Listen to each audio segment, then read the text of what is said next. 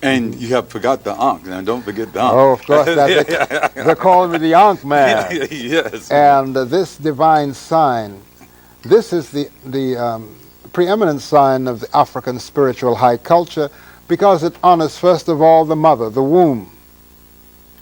It honors the father and the synthesis, the children that comes from the womb through the seed of the father.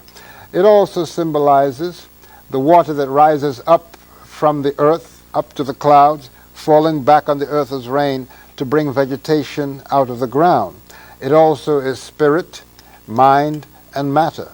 So however you look at Ankh, it shows the continuous regeneration of the life force.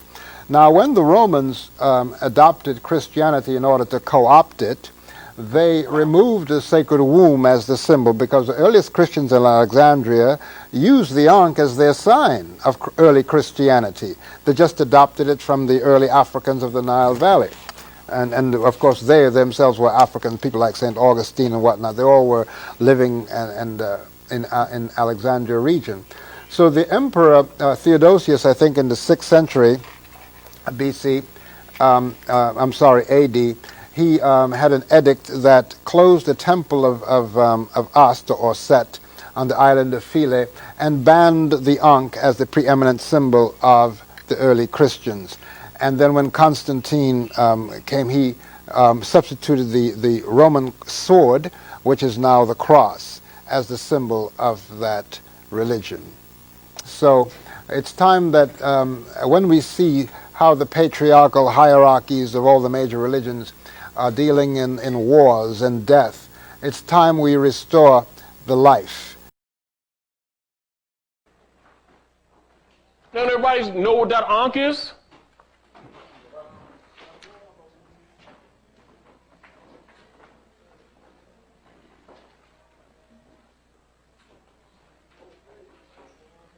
That's the uterus.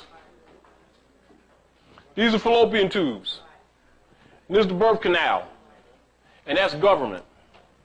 It's called a cistern. A sistrum.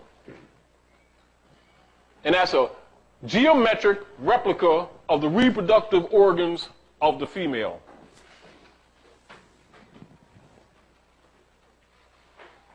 That's the matriarchal system of Moabite civilization.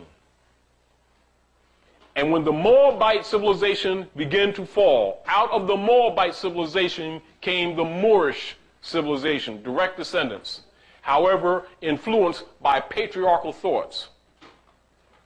And so the Moabite civilization is matriarchal, woman rule.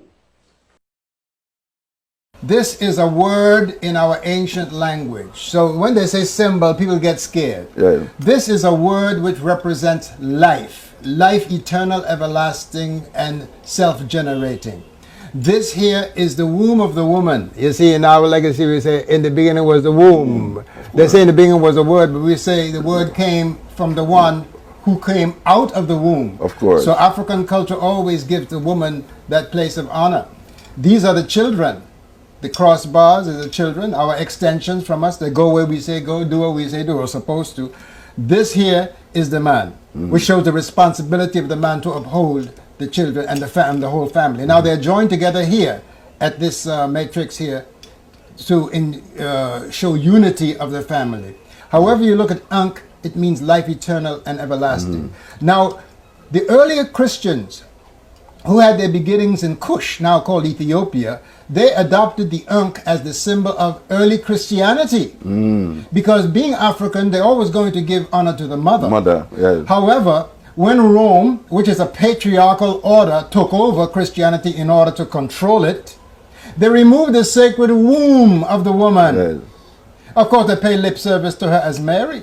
Well, it's like, let's say the mirror is in the Trinity, it's the ghost now. Yeah, Mary, the woman become the woman ghost. become the ghost. Yeah. But you see, in our culture, you have Ast, who's the mother, Asar, the father, and Heru, the holy child. You have a holy mother, holy child, holy father. Yes, yes. That's balance. How come the woman becomes a ghost? Yeah, we always ask that question. Well, of course, because you see, in the patriarchal systems, the woman is always put down. Yes. You know, they just give her lip service, but they do not exalt her. But African culture is matrilineal and matrifocal. The mother does matter. Of course. And if you have a system of belief that does not include the mother, you're going to have what we have Problem. today. Problem. The problem we have Yeah. today. All right.